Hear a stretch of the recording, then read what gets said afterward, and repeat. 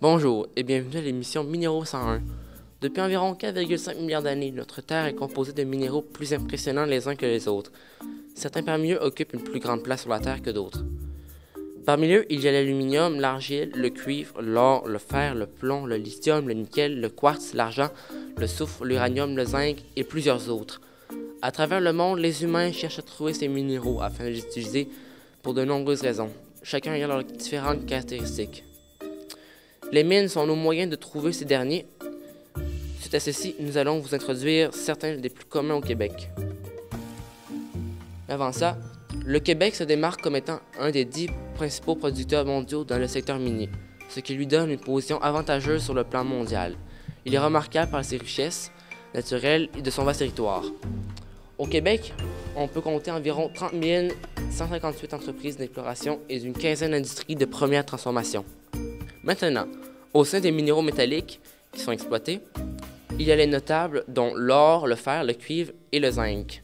D'autres substances comprennent le titane, l'amiante, l'argent, le magnésium, le nickel, ainsi que de nombreux autres métaux et minéraux industriels. Malgré cela, seul 40% du potentiel du sol québécois est actuellement connu. D'ailleurs, le Québec a connu depuis 2002 une recrudescence de la prospection minière, notamment dans le nord-ouest en tant que pôle d'exploration majeur du diamant. Maintenant pour leur utilité. Pour commencer avec l'or. L'or est utilisé dans les bijoux et les arts, dentisterie et médecine. Dans les médaillons et pièces, lingots en tant que réserve de valeur, les instruments scientifiques, électroniques, etc. En second, le fer. Le fer est utilisé pour fabriquer des aciers de différents types, des aimants, des pièces automobiles comme catalyseurs, substances qui augmentent la vitesse d'une réaction chimique, etc. En troisième, le cuivre. Le cuivre est utilisé dans la construction de produits électriques et électroniques. Câbles et fils, interrupteurs, plomberie, chauffage. Il est aussi utilisé comme matériel de transport, toiture, machines chimiques et pharmaceutiques. En dernier, le zinc.